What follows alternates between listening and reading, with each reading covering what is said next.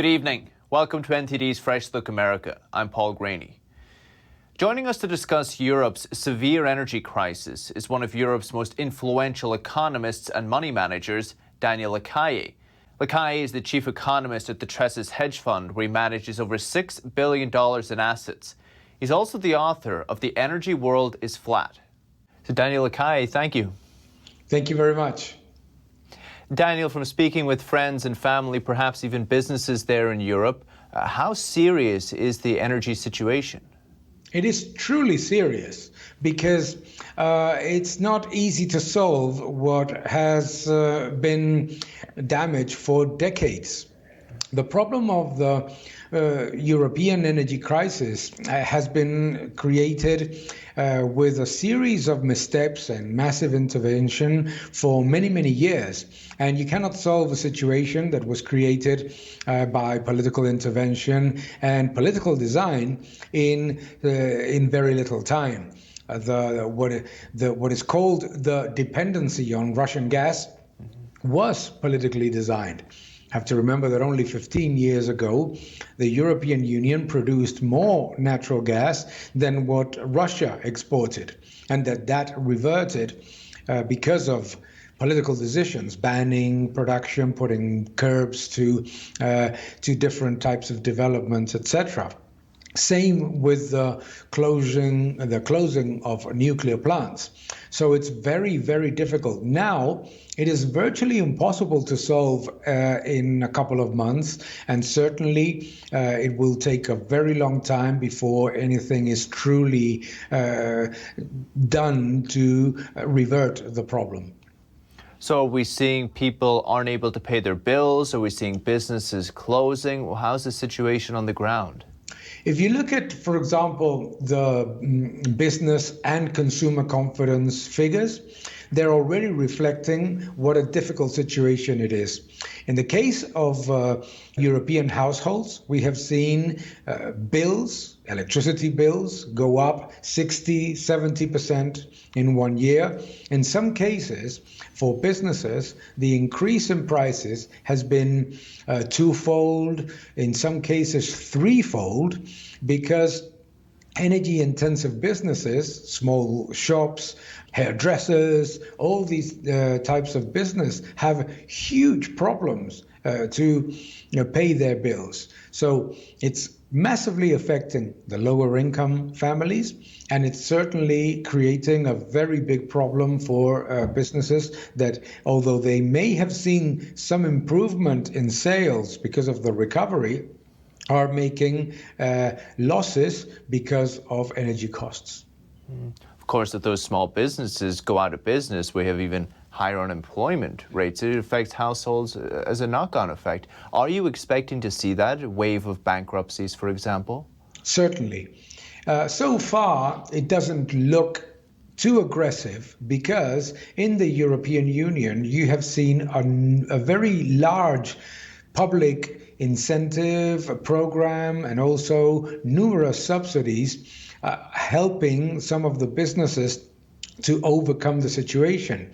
But it's inevitable because it's not even a question of having higher access to credit or a little bit more subsidies here and there. It's that the increase in household and business bills are so huge that many of these businesses simply cannot survive even if they get a loan, because it's not a question of access to credit, it's a question of solvency. How serious do you expect it to get? I think it will get to a very serious level. So I would even call it dramatic, for a very simple reason, is that to start with, the European recovery was significantly slower than what we had seen, for example, in the United States. And at the same time, household and businesses' costs, both for natural gas and power, were significantly higher than those of the United States, twice as expensive, in fact, because of the chain of taxes built upon them, plus the cost of CO2 permits, etc. Now, the situation is truly dramatic because it's not like we come from a period of cheap prices, like in the United States, and prices are rising. It's that we come from a period of hugely expensive prices, and prices are rising faster than in the United States. So it's adding fire to an already very dangerous situation. So basically, we have this energy crisis in the midst of a record-setting inflation crisis almost for Europe. You mentioned an interesting thing earlier, Daniel. You said the government perhaps would give subsidies, but where's the money for these subsidies coming from? I assume it's being printed up, right? That is the problem. The problem is that you cannot solve an inflation situation with inflationary measures. More importantly, you cannot solve the problem of energy bills that are filled. Up to 70% of a household in Germany is subsidies and taxes that have absolutely nothing to do with energy consumption. 70 to 75% of the electricity bill of households in European countries are taxes, surcharges, regulated costs, etc. So you cannot basically give a small subsidy and try to solve a situation that was already extremely problematic beforehand. So, as you very well say, they're going to give subsidies with newly printed money, which generates a weaker euro. Then the European Union imports energy from the rest of the world at much higher prices because obviously they have to buy dollars and sell euros. So it's a truly difficult situation. So you're saying that the high energy prices at the moment, not only are they dealing with everything in Russia, their own inflationary problems, but we have massive taxes that the European Union and local governments, local sovereign states, individual countries are placing on energy. Why is nobody asking the government to take away some of the taxes? Very few people are actually, because there is in Europe, there is this widespread view that energy prices are high because of the evil utility conglomerates. But it's not because of that. Energy prices in Europe are extremely high because governments control the energy mix and they have shut down nuclear, they have shut down many of the gas development facilities, they have put all types of brakes to the different developments of domestic energy. And on top of that, for years, they have been creating a system by which the bill that consumers pay is completely filled with items that have nothing to do with what we call energy consumption, because it's, as I said, renewable surcharges, subsidies, taxes, taxes that are, by the way, chained. So you have taxes on generation, taxes on distribution, taxes on transmission, and then taxes on the final price. Then you have the CO2 price, and the CO2 price is a hidden tax. So the entire energy complex within the European Union is extremely onerous for the consumer and unnecessarily so. It could be solved by reducing or eliminating some of those surcharges and taxes, and it could be reduced as well by allowing the development of domestic energy. Because think about this. The European Union is now the largest importer of United States liquefied natural gas. What does that liquefied natural gas come from? Fracking. Fracking is banned in the European Union. So we're paying up to 10 times for natural gas that's coming from a source and a technology that is banned and importing it from the United States. It is truly lunacy. How do they justify this in Europe, Daniel? There is a chain of political things that they, on the one hand, that they don't want to touch, things that have been done incorrectly in the past, but they won't change or make a U-turn. It's a big combination of intervention that the governments and politicians always try to solve with more intervention. But it's amazing because it's not even it's this that we are discussing. We talk about it in a U.S. network. We talk with United States citizens. Everybody understands it. But in the European Union, there is absolutely zero debate about recovering European domestic natural gas production. There is absolutely zero debate about restarting the nuclear plants that have been shut down. In Germany, in the middle of a huge energy crisis, the government has not even restarted the 3 nuclear reactors that they still have operative. They have put them on standby. So it's almost like a stubborn decision from the political spectrum, and it comes from all the different sides of the political angles, in which they don't want to recognize that the European Union has committed very serious mistakes in its energy policy that could be solved. Not short term, but certainly they could be solved looking at a more distant future. And they still continue with those political, I would say, machinations.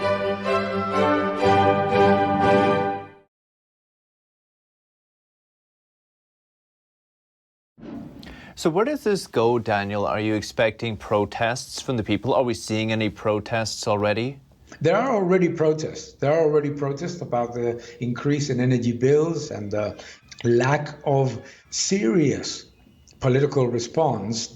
But what truly worries me is that there's not a real debate in the political landscape by which the main political parties sit together and say, look, we made this energy transition program that was not well designed. Let's change the things that are wrong, and let's put some measures to reduce in the midterm and in the long term the dependency from Russian gas and the high cost of energy. But there's no debate about it. For example, I find it amazing that in the middle of an energy crisis with bills multiplying by 2 and 3 times, nobody is saying, why don't we pause the CO2 permit scheme by which governments collect about 22 billion euros, almost $22 billion of taxes, and use at least those revenues to reduce the bill of households, or at least stop the system so that at least the power price comes down, because that cost is added to the power price, no? The same with taxes. In Germany, there is absolutely no debate about doing something about cutting the 75% of the household bill that comes from taxes and subsidies. The entire debate is whether they have to intervene the so-called liberalized generation market, which is the remaining 25%, which is not even liberalized because it has the CO2 cost that I mentioned, and because the government decides the energy mix. So it's almost like the political world does not even want to acknowledge the mistakes of the past, correct them, and make it easier. They think it's a winter problem, but it's a long-term problem. Back to your point about how there doesn't seem to be much debate or much opposition to the path Europe is walking. We see in Italy just now a new prime minister come in. She doesn't seem to perhaps toe the line of the European Union. We see the European Union saying they may have tools to kind of combat some of her new policies. Do you expect more of this kind of quote-unquote populism to come about in Europe because of this issue? I think it's rising, and I think that the rise of populism and the rise of discontent within the European Union is very evident. Politicians in the major parties don't want to acknowledge it. They say that it's, that these are fringe parties, but in France, Marine Le Pen almost won the elections. In Italy, the populist right has won the elections. In so many different countries, we see it was recently saw it also in Sweden, in other areas. There is certainly a very high level of discontent with top-down policies coming from even unelected politicians that decide what has to be done. And when they make a mistake, we all may make mistakes. There's no problem in making mistakes. What I find absolutely astonishing is that you make mistakes, and instead of recognizing those mistakes and putting measures to limit those problems in the future, what they decide to resort to is to tax increases and freedom, and taking away freedom from people by forcing consumption shutdowns, etc. So the unwillingness to change mistakes that are, by the way, easily solvable. They're not things that are impossible to solve. There are things that can be done. So I think that is very, very dangerous, because by misanalyzing the rise of populism as some sort of, people don't know how to vote. They are not listening to the people that really know. You end up missing the reality of a European Union that is truly suffering from these measures in energy and in other things like immigration. But not understanding the discontent is not something is something that is truly dangerous, in my opinion. Do you worry about the future of the European Union as an institution? I worry because instead of recognizing that there have been some mistakes, listening to people and saying, okay, maybe creating a system that is designed to make power and natural gas bills more expensive no matter what happens with commodity prices is not a good idea. Because let's remember that household bills of natural gas and in electricity in Europe were rising even when commodities were coming down. So it's not just a problem of today. So all these things, not paying attention to the concerns about immigration, not paying attention to the real wage loss coming from inflation, not paying attention to the loss of purchasing power that the average citizen is living. All these things generate the seeds of not just populism, but somebody coming up with the magic idea that breaking the European Union would solve it all, which is obviously not true in any case. No, so I'm truly worried. Yes, I am. You feel that the leaders there, Daniel, they're not listening to these concerns that you just listed at all. They're not addressing them at all, even in the rhetoric. I don't think that they are. I think that when they see in France that Le Pen was almost the president, the prime minister, they disregard it because they managed to, in the second round, see that Macron continued to be the prime minister. In Italy, they disregard the vote that had just happened, saying that the turnout was lower than usual. But the turnout being lower than usual is also a sign of discontent. that you have low turnout and that you manage to get the prime minister that is perceived as more mainstream is not a sign of lowering discontent or that everything is fine. It's actually a sign of concern. And precisely if you want the European Union to thrive, the politicians need to understand that these signs have to be interpreted correctly, not get together and say, oh, these people really don't know how to vote. That is a mistake. So what are the leaders there focused on instead?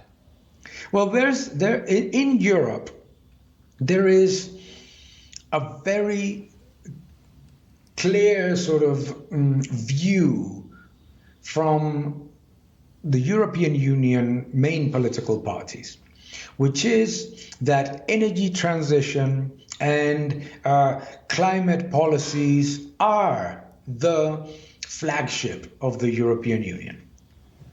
And we all agree with, taking care of climate and taking care of the environment and being responsible about energy conservation, etc. We all agree with that. What we don't agree is with the idea that the whole policy has to be built on nothing can change and consumers have to suffer regardless. So I think that is, there are two main problems in the European Union today. The first one is that its unlimited public spending seems to be the solution to everything. And obviously it doesn't work. The second is that the energy transition that has been designed from the political elites needs to be preserved at any cost, and that everything else is expendable. So those two things, think about it, massive government spending plus very high and highly inefficient and highly uncompetitive energy policy, those two things make the European Union grow less, recover more weakly from crisis, get more indebted, have higher levels of unemployment and, more dangerously, youth unemployment, and it doesn't get any better. So there are things that need to be, a lot of people, when I give these messages that I'm giving to you, and that you probably, everyone that's watching us thinks they make certain level of sense, at least, in the European Union immediately, you are labeled as anti-European.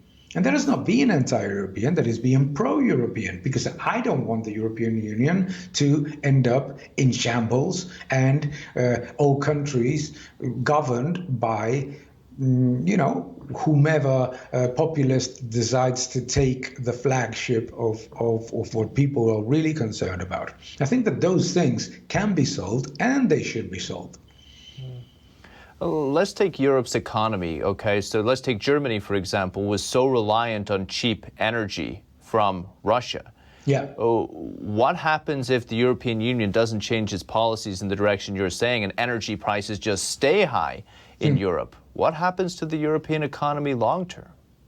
What happens is that the European economy stagnates and that the main strength of the European economy, which is exports, gets worse, because it becomes uncompetitive.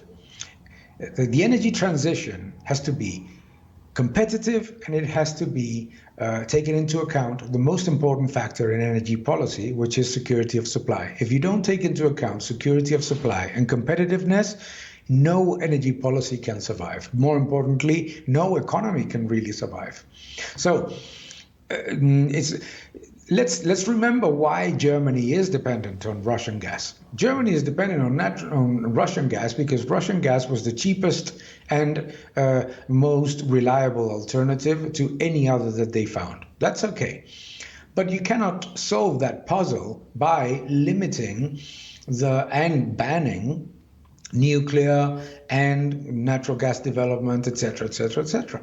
So ultimately, if Germany and the European Union are doomed to consistently have more expensive energy, labor, and overall costs, deindustrialization of Europe is almost inevitable. And deindustrialization in a European Union that is very far away in the technology battle from China and the United States is very negative, because that's the other problem. On the one hand, you lose the manufacturing side of the economy, you become uncompetitive, and you don't have the technology muscle that the other two large economic areas have.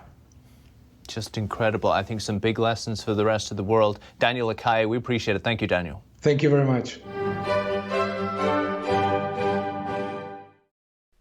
Thank you for watching this video. Please subscribe to my channel, like my videos, leave your comments below, and keep defending freedom. Thank you very much.